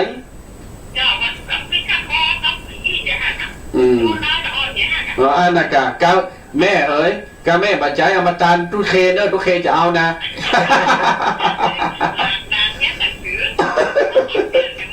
ว่าเล่นว่าได้บุญฮักษานอเจริญพรสาธุโอ้ถ้าพระครูจะดีปีหน้าจะได้พระครูแล้วเด้อ ตอนนี้เป็นครูพระเยอะ ปีหน้าจะห้องพระครูเคพระครูแดงอีกแล้วเด้อญาติโยมสาธุชนทุกคนทุกท่านโทรศัพท์มาอุมาจากเก่าโมงเกิงเนอร์0826112245เนอญาติโยมเนอโทรมาอู่มาเอ่ยกันแต่เจ้านี่ก็ขอสู่มาอภัยสละญาติโยมกันตัวพอดีมันเป็นอย่างไรก็บอกฮู้เนาะทางเน็ตอินเทอร์เน็ตทางเพย์ Wi-Fi ทางเพย์มันบ่ใครชัดบ่ใครแห้งแต่ใดก็อย่างไรก็บ่ฮู้ว่าเฮาจะปรับเพิ่นเฮาจะปรับปรุงกันใหม่ก็อย่างใดอย่างหนึ่งเฮาก็ต้องเพื่อทำเบอร์สละญาติโยมเปิดแจ้งสละญาติโยมเนี่ยได้ความรู้แล้วก็ได้ธรรมะและได้ความสนุกสนานผ่อนคลายกันไปก็ตั้งการเมืองกำลังใจกันได้ที่0826112245เนอะสละญาติโยมครับโทรมาอู่มาเอ่ยมาตักมาตายมาหือกำลังใจกันอยู่ตั้งใดฟังชัดก่อบัดชัดก่อเหมือนแม่สายทองประเดี๋ยวนี้เพิ่นพยายามโทรมาหลายเตอจุพิเคเพิ่นว่าฟังไหลวิทยุ3 เครื่องกับเปิดทั้งใดกับปะว่าเพิ่นอยู่ทั้งใดไม่ใส่ท้องอยู่บันโฮงเนาะเพิ่นว่าเปิดทั้งใดไหลไปทั้งใดกับปะอันนี้ก็เดี๋ยวเขาจะค่อยขยับขยายปรับปรุงกันไปแต่ตาฟังได้หรือว่าพอได้ก็ทางมันมีหลายช่องทางเนี่ยสำหรับญาติโยมทาง Facebook ก็มีหรือว่า YouTube ของทางสถานีหรือว่า Facebook ของตุปีแดงหรือตุปีเคหรือหลายๆตีเพิ่นได้แชร์กันไปก็สามารถพอย้อนหลังกันได้กระพันมีวิทยุฟังตุปีแดงประจะไปซื้อคือเด้อประจะเอาคนละครึ่งเนี่ยวะเดี๋ยวรอโควิดหายก่อนญาติโยมอุมนจ้ามนกันไปได้โทรศัพท์มาอุมาจากันวันนี้2-3 สายผ่านไปละเนาะใครได้ยินพี่น้องศรัทธามาโทรมาอู่ปินกำลังใจฟังแล้วปินจะได้หู้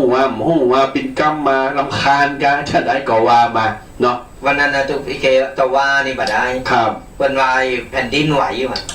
เพิ่นแจ้งมาทาง Facebook ก็เลยลืมถามเพิ่นว่าตังใดหันตั้งเจงใหม่หันตั้งตุเจ้าตั้งเจงใหม่เขาก็โพสเฟซเหมือนกันเนาะครับก็เลยว่าใครหู้ทางใดก็ลองภัยที่มีผลกระทบอย่างใดก็มาเล่าสู่แชร์ประสบการณ์กันพอคือฟังคนอื่นเพื่อจะได้ระวังตัวด้วยก็สามารถแนะนำกันมาได้เนอะตี0826112245ก็โทรมาอู่มาเอ่ยมาแชร์ประสบการณ์เหมือนแม่สายทองเนี่ยเปิ้นหุ่มจ้อยหุ่มซอเนาะเขาก็อยากอนุรักษ์ไว้จะเปิ้นพยายามติดต่อมาเปิ้นมาเร็วไปเร็วได้ครับเปิ้นพยายามฟังเต็มตีนะแต่ว่าเปิ้นใครมาจ้อยมาซอคือสระญาติโยมได้ฟังเปิ้นโมนเนอะก็เดี๋ยวถ้ามีโอกาสเนี่ยจะเปิ้นได้โทรศัพท์มาก็คงจะบ่เหมือนบัดนั้นตีว่าอาจจะปรับปรุงหรือว่าคืนใดคืนตั้งใดที่ฟังชัดหรือว่าคืนที่ตั้งใดที่มันไปถึงหรือบ่ถึงอย่างใดเนี่ยแนะนำกันมาเอาก็จะได้เอามาปรับปรุงเอามาขยับขยายกันไปพี่น้องศรัทธาอูไปก็มนไปประเดี๋ยวนี้ก็ไก่มาฆบูชาเนาะไก่มาฆปุณณมีบูชามาเลยติดๆละแฮมบักกี่วันมานี่นะวันที่26วันที่26ก็มาฆบูชาและญาติโยมเนอะก็ปากันไปกินไปตานวัดไผ่วัดทันบั่นไผ่บั่นทันเนอะว่าวัดหันวัดนี่ก็ไปกินไปตานกันเพราะว่าบุญมันตึงสูญหาย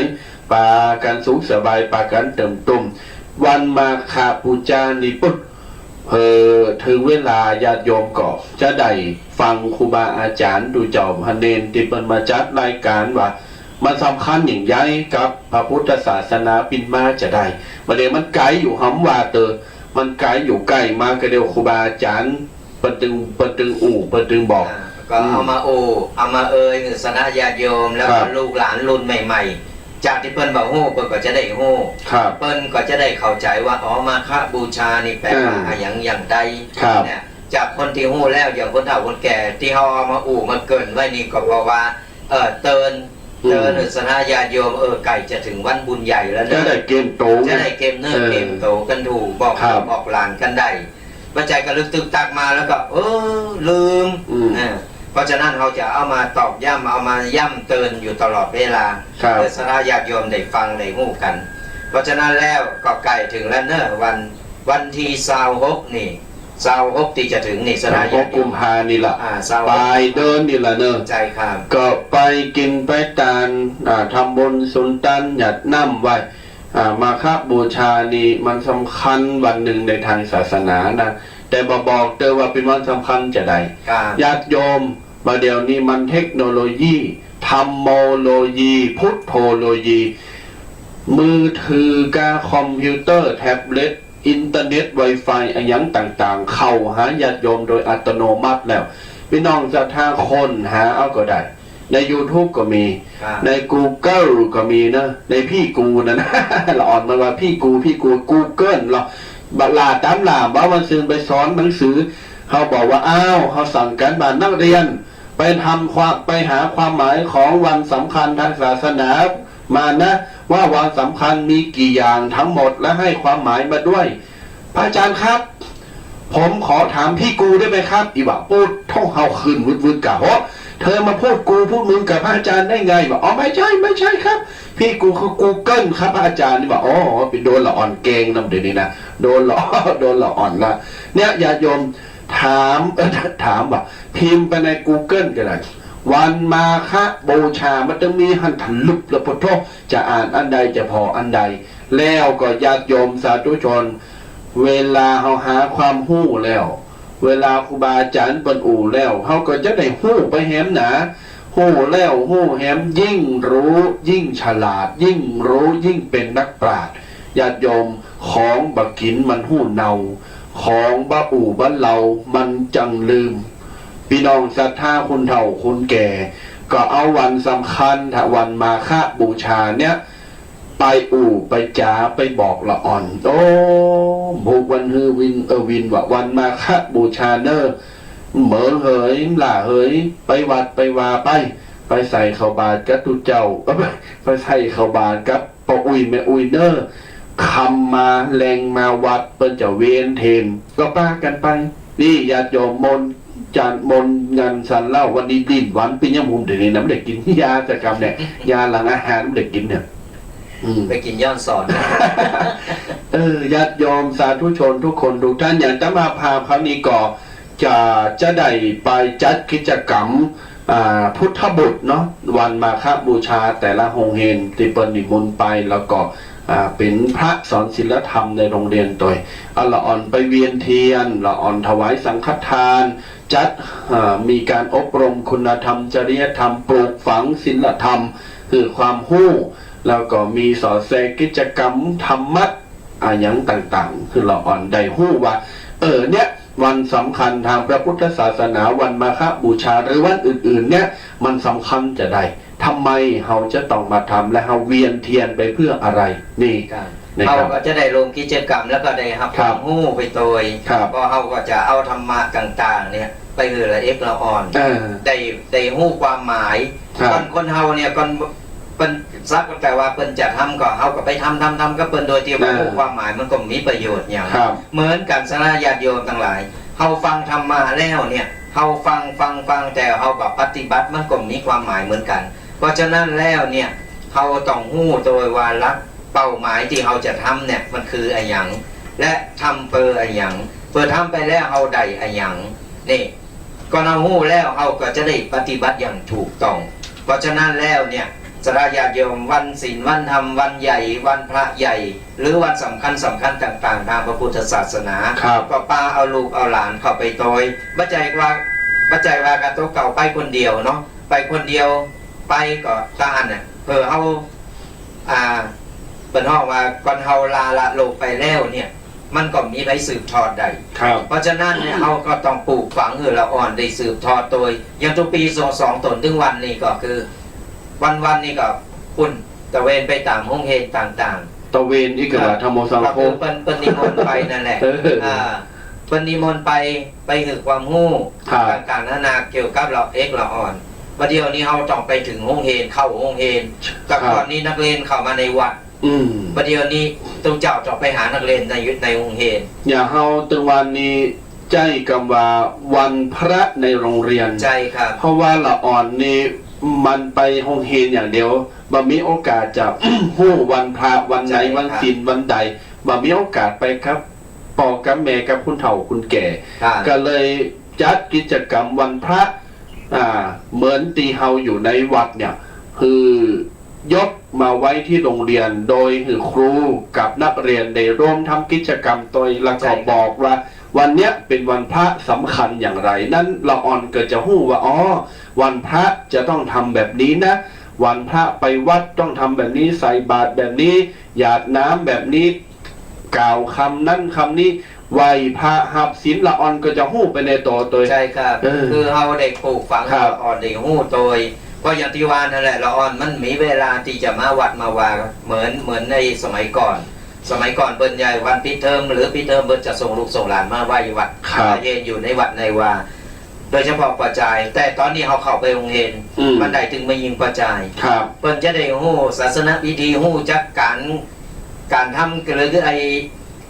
กิจกรรมต่าง อืม ๆ และก็หู้ความหมายไปโดย ครับ เพราะฉะนั้นเราถึงมีโครงการในการที่ว่าเปิ้นฮ้องว่ายกวัดไปที่โรงเรียน ครับ เอาไปเนี่ยกู้วันพระเนี่ยสังเกตพอตัวปีจะไล่สด อืม ก็เพราะว่า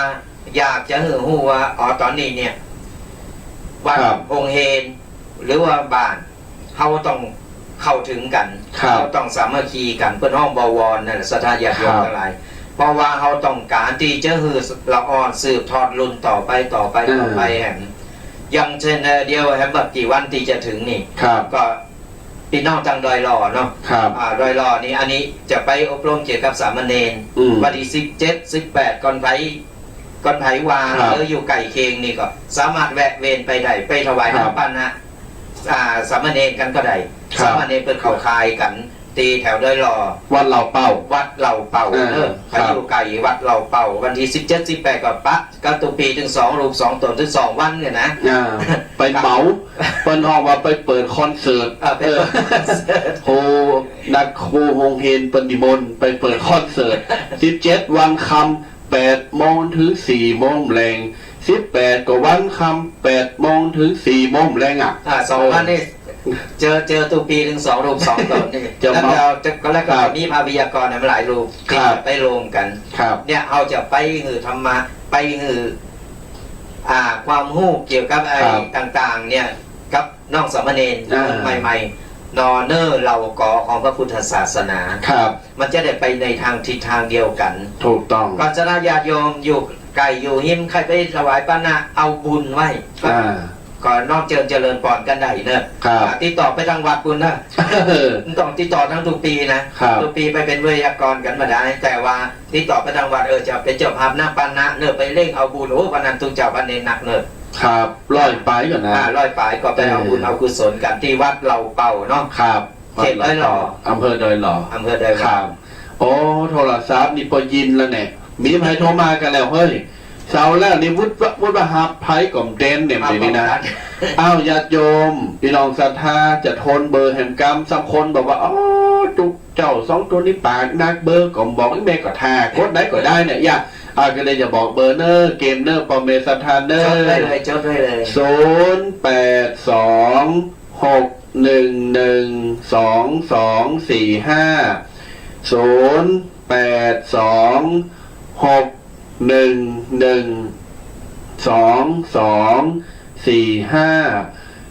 อ้าวโทรมาแล้วเนี่ยฮะเนอเป็นวัดเป็นเกมโทรมานะ เมาเกาอูแล้วก็บอกเบอร์เบอร์ เจริญพรสาธุโยมแม่ป้ากันแหมแล้วม่อนดีม่อนอีเนาะเออที่ไหนก็ ถามนักเรียนว่านักเรียนวันสำคัญในเดือนกุมภาพันธ์ที่มีวันมีวันอะไรบ้างตอบว่าวันวาเลนไทน์ครับ วันวาเลนไทน์ป่ะนั่นแม่ไปได้แค่ได้เอาไปได้แค่เอาดอกกุหลาบพฤษกรรมแต่นะโมทนาน้องแม่เนอร์สาธุสาธุโอ้ยแม่นี่ประมาณเล่นมุกเสียทุกเขตแล้วเอาละแม่ได้จะไม่โหนแล้วนะมุกรับปานเนอร์แม่เนอร์แม่ต้องโอนมาญาติโยมศรัทธาสาธุชนทั้งหลายมีอย่างก็โทรมาเนอร์ก่อนที่จะจบเวลายังมีเวลาแห่งเช้ากว่านาทีเนอร์โทร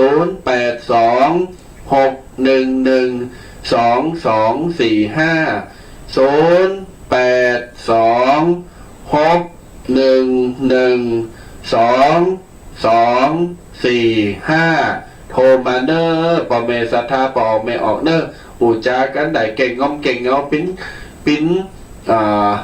คนเฒ่าคนแก่จะอยู่ที่บ้านที่จองฟังน้ำฟังธรรมฟังตุเจ้าพระเนนเต็ดน้ำเต็ดธรรมไปก็มนไปปิ้นน้ำประคองจิตใจปิ้นใบบุญประคองโตเข้าไปคือเฮาได้มีจิตมีใจลมเย็นเป็นสุขใจครับอย่างที่ว่านั่นแหละคนเฮาในถึงไอชงบรรปลายชีวิตเนาะมาหับสายก่อนบ่ต้องบรรปลายตัวเนาะ เจริญพรสาธุโยมแม่มาแล้ววันนี้สัญญาณชัดเนาะ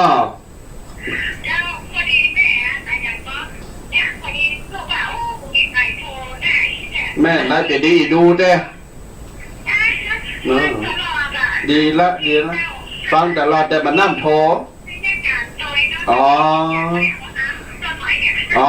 ดีละโมทนาจะนักแม่เนอสาธุดูแลสุขภาพตัวเนอโยมแม่เหมือนกันบุญรักษาเนาะสาธุปิ้นว่าเป็นอินดูเจ้ามีไพโทรมาปีนี้น้ำตาโตขอ0826112245 เนอก็ยังดีนะเพิ่นยังนึกถึงเฮานะพดน้ำไปตัวฟังวิทยุไปตัวลาจำลานหน้าตุเจ้าออกกับไม่กับดอกอะไรแบบนี้นะฮอดใส่หน้าตุเคให้กำหล่อยะก็ดีแล้วสนะญาติโยมก็ถึงบอกว่าคนเฮาก็มีธรรมะจังอันน่ะในบรรปลายชีวิตที่เฮาจะสามารถฟังเอาเป็นสมบัติติดตัวไปเพราะว่ามีการธรรมะต่ออันเฮาอยู่แล้วเฮามีความสุขในบรรปลายชีวิตเฮาเนี่ยเฮาเฒ่าแก่แล้วอย่างที่ว่าแต่แรกแล้วว่าคือเฮาผงเฮาวางเองสิ่งต่างๆกูอย่างธุรกิจหรือกิจการงานต่างๆของเฮามีเฮายกของคนอื่นไปเห็นลูกหลานไปเห็นเพราะว่าเฮาก็เอากาบุญเอากากุศลต่ออันน่ะติดต่อเฮาสั่งสมไว้ติดเฮาเอาปัจจุบันว่าเดี๋ยวนี้เฮาถึงช่วงที่เฮาต้องปล่อยวางแล้วก็ฟังน้ำฟังธรรมฟังตุเจ้าต้นนั้นต้นนี้เพิ่นมาเฮาไข่โหไปตัวตามตาแต่ละตุเจ้าแต่ละรูปแต่ละตนเพิ่นก็จะมีสไตล์ของเพิ่นเนาะเพิ่นมีสไตล์เพิ่นเฮาก็ฟังหลายๆสไตล์หลายๆคนมันก็โมนแก่งอมก็แก่งอมแก่เหงาไปได้ครับจะญาติโยมศรัทธาต่างๆหลายพี่น้องศรัทธาตีอยู่ตั้งใดหนาวกาบ่หนาวกาวันก่อนนะฝุ่นตกวันนี้ขึ้นแดดวันนั้นหนาววันนี้ร้อนนี่ก็จะได้ก็โทรมาเนอะญาติโยมเนอะพี่น้องศรัทธาตีอยู่ตั้งใดก็โทรจากันได้เนาะจะได้แก่งอมแก่เหงาบางทีนี่ลูกเต่าเราล้านนี่ไปยังกันยังงานมาบ่ได้อยู่บ้านอยู่จ้องบ่ได้อยู่ห้องอยู่หอก็ให้ละวิทยุให้เคิงละมือถือให้ตรงเอาหืยแม่หืยปอกดไล่ไปไล่มาวิทยุมุนไปมุนมาฟังหาตัวเจ้าพอตั้งใดก็มีไล่หาขึ้นดันขึ้นนี้ก็ปะวันนี้มาปะเลยก็ใจเดียวอีนาญาติโยมสาธุชนต่างหลายบางทีนี่เฮาอย่างที่ว่าไปเนี่ยชีวิตของเฮามันแนมนอนชีวิตของเฮาใครฮ้อนก็ฮ้อนใครหนาวก็หนาวใครเจ็บใครได้ป่วยก็เจ็บใครได้ป่วยใครอยู่ดีมีสุขก็อยู่ดีมีสุขเฮาบ่สามารถบังคับมันได้ทำสามารถบังคับมันได้ญาติโยมอย่างที่ว่าไปเมื่อเฮาเกิดมามันมีหยังติดต่อมาสักอย่างอยู่ที่ตัวเฮาหมดอยู่ที่ใจเฮาหมดว่าเฮาจะเอาใจไปหามหยัง เฮาจะเอาใจใครใดหยังเฮาจะเอาหยังมาครอบครองบางคนน่ะดูพี่แดงเนาะ ครับ พอเฒ่าอายุปเลข6เลข7แล้ว อันนั้นก็ข้องกูอันนี้ก็ข้องกูอันวิหารก็ข้องกูปอกพี่นกกาแกอยู่ไปหลังคาบนไหนให้หน่อยนะ เปิดตายไปจานาเกิดมาจุกกรูจุกกรูอยู่บนของกูของกูอยู่บนป่าวิหารมัน หน้ากาเนี่ยญาติโยมตันดังหลายสนลำไยก็ของกูสนโมงก็ของกูเป้าก็ของกู70-80แล้วยังโป้งหวานเตอย่าลูกเจ้าเหล่าล้านมันก็จะดูแควนหนาโอ้คุณเฒ่าตันหากับอย่าหยังก็ใครได้ก็ญาติโยมเฒ่าแล้วโป้งหรือลูกเจ้าเหล่าล้านไปเป็นอย่างทำโฉนดปัญหาอย่างก็พินัยกรรมเขียนเป็นหลักอักษรหู้จักพินัยกรรมก็เขียนใส่กระดาษก็ได้เขียนใส่กระดาษแล้วก็เอาหื้อเขาเลยเอ้าแหมหน่อยอุ้ยตายไปแม่ตายไปสูเขาพอนีเนอร์มาถึงกระดาษพอเนอร์หน่อยจะต้องมาพิษมองใจกันแหมต้องมาแบ่งแยกปีแยกน้องกันแหมหักกันแบ่งกันเป็นอย่างอย่ายมปงไปเพราะว่าเฮาเฒ่าไปติ๊กๆอย่างว่าไปมีให้หนุ่มไปถึงวันสิ่งที่เฮาสร้างมาก็จริงมันเป็นของเฮาปัจจุบันก็จริงแต่อีกหน่อยมันไม่ใช่ของเรา มันไม่ใช่ของเรามันโชว์ข่าว ใจขนาดเฮาเนี่ยสมมุติว่ามีไฮนาปาต้านเนาะ ครับ ยังสืบมาจากปอเมของเฮาอ่ะ ครับ ปอเมเฮาตายไปแล้วเอามาหือเฮาอ่ะแฮมหน่อยเฮาตายไปก็หือลูกหือล้านเฮาอย่างเก่ารุ่นต่อรุ่นสืบไปสืบมาเนี่ย ใช่ครับ ครับ เวลาเขาตายไปเนี่ย มันก็ตกเป็นของลูกของหลานไป ครับ แล้วลูกหลานจะไปส่งเขาเต็มที ก็แค่ไปเดียวท่าน ใจแล้ว ไปส่งถึงที่หันปุ๊บ บินหลังตาม บินหลังตามปีกบ้านแล้วแล้วจะต้านไปหาก็มีอย่างจิ้นปิ่งตีนหนึ่งเมงเฮโอมหนึ่ง ลาบโขย ลาบโขยหน่อยไปบุรีเฮโมนหนึ่ง อ๋อ เอาแม่เอาไปกินเนอะ เออ สุดท้ายก็ไปความกับเฮว 3 คนไปต่อยหลังลอง อ่า เอาแม่กินเด้ออย่าไกด์แม่ลูกมากินแต่ในสู้เขานี่เจ้าวิ่งกอดดูเจ้าก่อนนะ ให้แม่ลูกมานี่อ๋อวิ่งกอดดูเจ้าแน่นอนอ่ะรับรอง ประเดี๋ยวนี้เปิ้นพัฒนาเนี่ยตัววิทยา อย่างอื่นน่ะ เปิ้นมีเสียงประกอบด้วยนะ อ๋อ มีเอฟเฟกต์ประกอบ เนี่ยประเด็นนี้ว่าเขาอู่เรื่อง